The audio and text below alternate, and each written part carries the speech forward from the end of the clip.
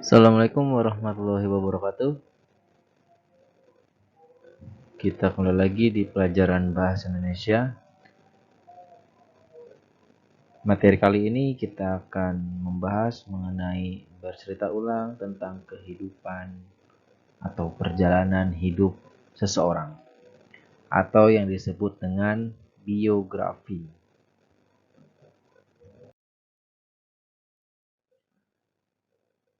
Di sini ada beberapa jenis cerita ulang atau recon. Yang pertama ada kisah perjalanan, ada biografi, ada cerita rakyat, dan ada cerita prosedur. Tapi yang nanti akan kita bahas adalah mengenai biografi. Biografi biasanya mengangkat perjalanan hidup tokoh-tokoh masyarakat yang terkenal. Jadi, biasanya biografi itu mengisahkan seseorang yang patut diteladani atau seseorang yang mempunyai keunggulan, mempunyai keistimewaan dalam hidupnya, baik itu tokoh idola maupun tokoh masyarakat atau tokoh pahlawan dan lain-lain. Nah, bagian-bagian dalam biografi itu ada 3. Yang pertama orientasi. Orientasi ini biasanya menyangkut ada tempat tanggal lahir, ada nama lengkapnya, lalu perjalanan sekolahnya, pendidikan ya, lebih ke pendidikan dan lain-lain.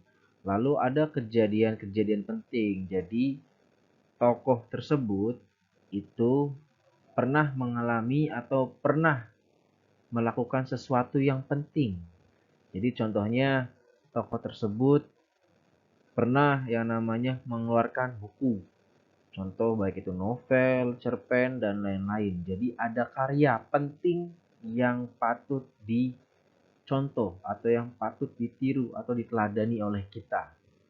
Lalu yang 3 ada komentar atau kesimpulan penulis. Jadi saat kalian menulis biografi, kalian boleh memberikan komentar yang positif terhadap tokoh tersebut.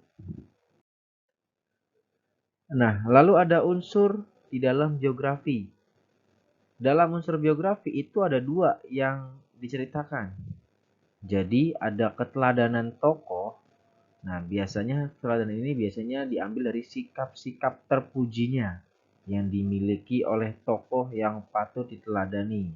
Lalu ada keistimewaan tokoh. Nah, keistimewaan tokoh ini biasanya adalah meliputi kelebihan dari tokoh tersebut. Nah, bedanya kalau biografi ini kita menulisnya adalah hal-hal yang positif, hal-hal yang bisa ditiru oleh pembacanya. Jadi kalau hal-hal negatifnya jangan ditulis dalam biografi karena ini untuk pembelajaran seseorang nantinya, untuk pembelajaran kita mengambil keteladanan dan keistimewaan tokoh. Lalu bedanya apa antara biografi dan autobiografi?